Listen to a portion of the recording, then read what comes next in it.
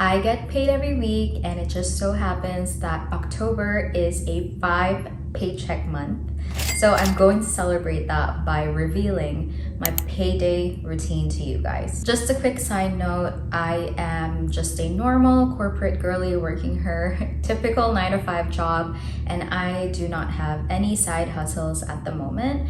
So all of my income comes from my paycheck. And if you've been watching me for a while, I know that I've already made a video about my payday routine, but this is completely different because when I made that payday routine before, I was talking about my unstable pay when I was still working multiple part-time jobs. Now that I have a full-time job and my pay is quite stable, my payday routine has changed, and honestly, it has become much simpler than when I was working those part-time jobs. So to get started with this routine, and I know that if you watch a lot of payday routine videos from other personal finance influencers, they will tell you to pay yourself first. And that's also what I do whenever I get my paycheck every week. I pay myself first. I make sure that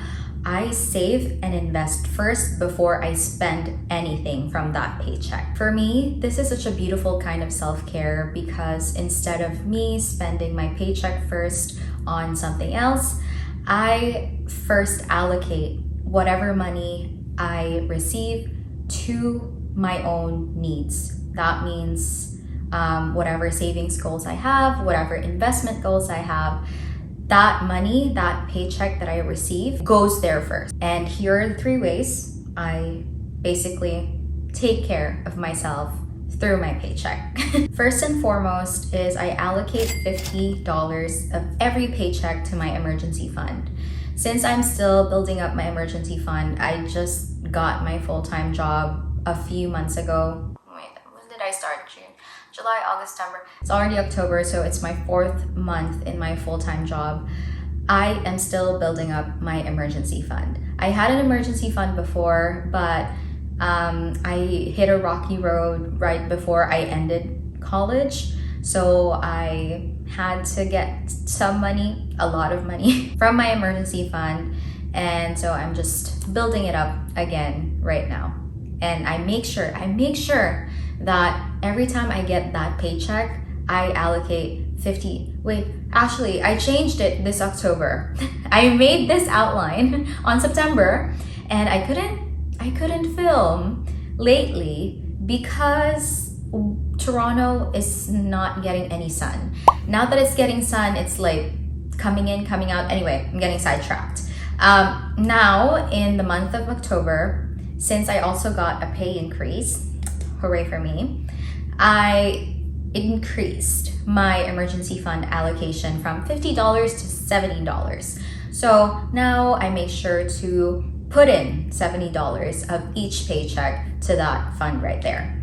The second thing I pay myself first, or the second way I pay myself first is to put in $135 of my paycheck to my sinking funds. I currently have 4 sinking funds: personal expenses, travel expenses, a giving fund, and a fund for my dogs. So in the first 3 funds that I mentioned, I put in $35, and then for the fund for my dogs is $30. And you can see what my priorities are in building up those funds. And obviously I just put in $30 for my dogs because honestly, being new in Canada, my fiance and I are still not in a position where we can take care of dogs, or we can take our dog here from the Philippines, but we want to be proactive with it, so we are already starting a fund for our dog before he even gets here. And the third way I pay myself first is to put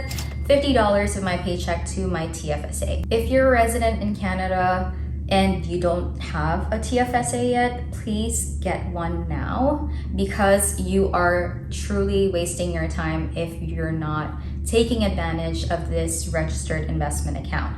Now, I'm no finance expert. My fiance is, and he's actually the one who is very hands-on with both of our finances. But what I can say about the TFSA, or how I can explain it as simple as possible, is it's a tax-free savings account. That means whatever contributions you put in there, whatever gains you get from there, and whatever withdrawals is and will not be taxed. That's why it's called tax-free. I would say the only disadvantage of this registered investment account is the fact that it has an annual limit. I think the annual limit for this year was $7,000 or $7,500, around that range. But honestly, for me, as someone who's still low income, $7,000, $7,500 is just pretty perfect. So again, if you still don't have a TFSA, a tax-free savings account, please open now. Especially, oh, wait, I forgot to tell you, but the TFSA, or the tax-free savings account, is only available for Canadian residents.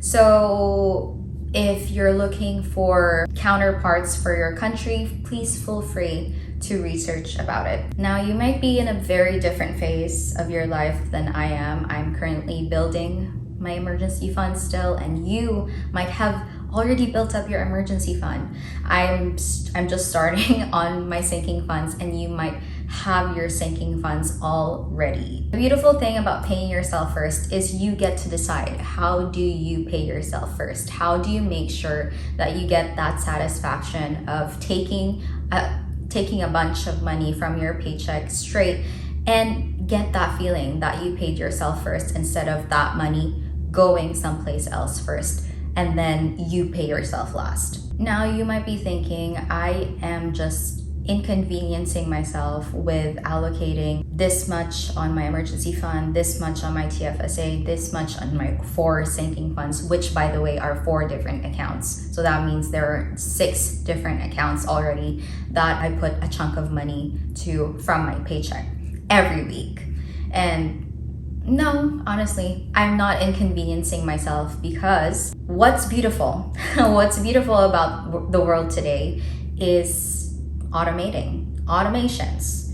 I don't even have to think about what gets taken out of my paycheck every single week, because my bank automatically does it for me. And I know you've been hearing this financial institution left and right, especially if you're from Canada, but yes, I use Wealthsimple, and honestly, I can tell you now that it has been the best financial institution that I have used. But I don't know, I'm just a baby here in Canada. I've been here 2 years, but to be honest, Wealthsimple, they live up to their name. They make wealth simple, and everything, like every single penny that I have here in Canada is in Wealthsimple, and I wouldn't have it any other way. Anyway, I'm getting sidetracked again. So what I do with Wealthsimple is to simply click on the checking account where I get my paycheck, automate my pay, click on automate my pay, and create my automations there. So whenever I get my paycheck, $530 is automatically taken out of that paycheck and allocated towards those funds that I just told you earlier, like the emergency fund, the TFSA, and all those 4 sinking funds that I have. Now, I won't reveal what my weekly paycheck here is, but I can tell you now, $530 is more than 50% of my weekly pay, and I wouldn't have it any other way. I was just glad that I could determine how much I could save and invest and allocate towards my sinking funds every paycheck that I have, and still have the allowance in my budget to spend for my everyday needs. I'm just very, very grateful that I'm in that position in my life right now. Now, you might be wondering, why am I deducting $530 from my paycheck and allocating it in my various funds, when if you add up everything that I allocate towards my various funds is only $235? Well, here is the last step of my paycheck routine, my payday routine, and that is to take care of my loved ones and to take care of my family. So 530 bucks minus 235 bucks, that amounts to $275. And that full amount goes to my fiance and I's joint account. And again, I don't have to worry about it. It just automatically gets deducted from my paycheck and gets put into our joint account every single week. I just can't say this enough, but I'm very, very grateful that I have a fiance who is financially adept, more financially adept than I am, because honestly, I don't want to take on so many responsibilities. So I'm just thankful that I was given a number and was asked if I could put that number in our joint account, and I was like, yeah, if it covers everything that we need for our goals, no matter how big, no matter how small it is, I am good with that. And my fiance and I's ultimate goal is to build a peaceful and quiet life. We don't know yet if it will be in Canada or if it will be in another country, but again, we are a very proactive couple, and we just want to be prepared with everything that might happen in life, whether good, whether bad. And I honestly love this last step of my payday routine because I get to share with you guys and tell you guys to take care of your loved ones as well. I have a different fund for my extended family, and I'm telling you now to take care of your loved ones, to give them all the love that you can give them, whether financially or not financially. But at this in this video right now, I'm talking about financially. And you know what, I think you might hear from a lot of people like, oh, taking care of others or taking care of yourself doesn't need money, but we need to acknowledge that sometimes things do need money. We need to spend some amount to keep our loved ones happy, and it's not such a bad thing. I love spoiling my loved ones. I love that whenever I would ask them what they want, I would have money prepared. I would have the resources prepared